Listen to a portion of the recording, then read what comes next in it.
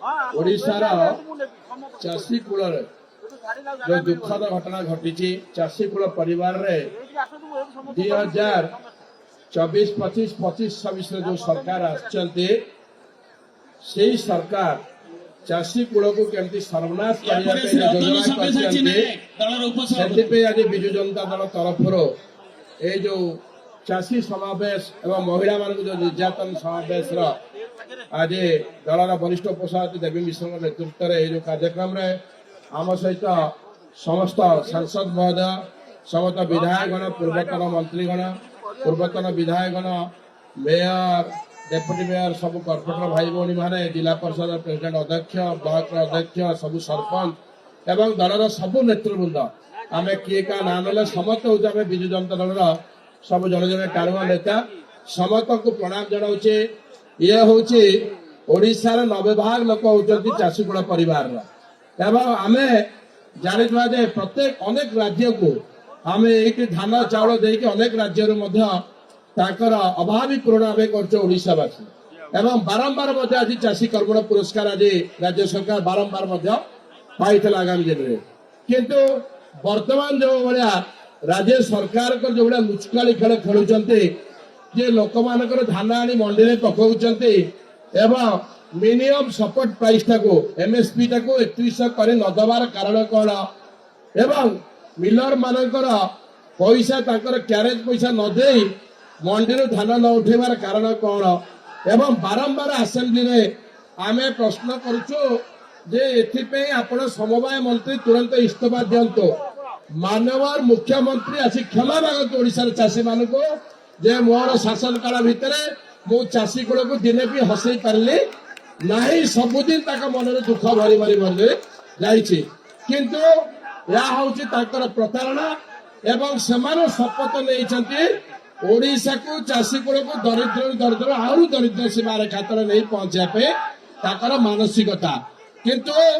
विजु जनता दल जानव ना विजु जनता दल संग्राम कर चाषी कूलर जो मर्यादा जो सम्मान ओडिशा में रखिते बजाय आंदोलन को आहरी तीव्र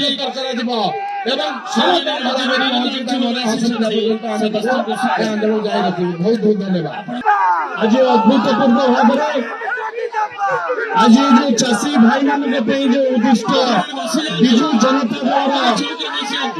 प्रतिवाद सभा आज सफल होगा जाऊँगी बहुत कम समय भितर प्रिय नेता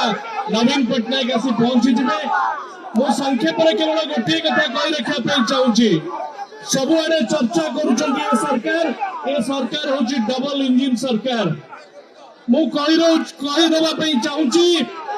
गोटे इंजिन केवल हवा दिन सरकार केवल मिछ कह समय बिताऊँगी आउ गोटे इंजिन चाषी भाई मान को लुटिबा कार्यक्रम चलैछि ए डबल इंजिन सरकार रो काम होछि गोटे इंजिन मिछ कहबो बार बार आ गोटे इंजिन चाषी की लुटिबो आज केवल इनपुट सब्सिडी कथा नुहे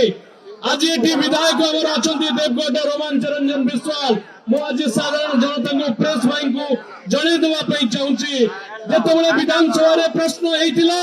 इनपुट सब्सिडी आप घोषणा कर 800 टंका उत्तर आसी 731 टंका तेणु ए सरकार किभली भाव में मिछ कही जानती कटनी छटनी कथा कहते वरिष्ठ नेता प्रसन्न आचार्य अच्छा देवगढ़ ठार आरंभ कर केन्द्रापड़ा मालकानगिरी ठार आरंभ कर पुरी पर्यंत बारिपदारू आरंभ कर गंजाम पर्यंत जो चाषी भाई मैंने अच्छा केवल हैरान हरकत किभली भाव में चाषी मान को लुटिबे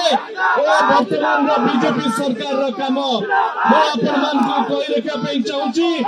आज आलोचना चली किभली भाव में चाषी मान धान उठिब 6 मास तले मन थी चाषी भाई मैंने सारा गंडे पाइबापी हजार हजार संख्यार किभली भाव में राति अधरे धाड़ी ठिया होते मालकानगिरी नवरंगपुर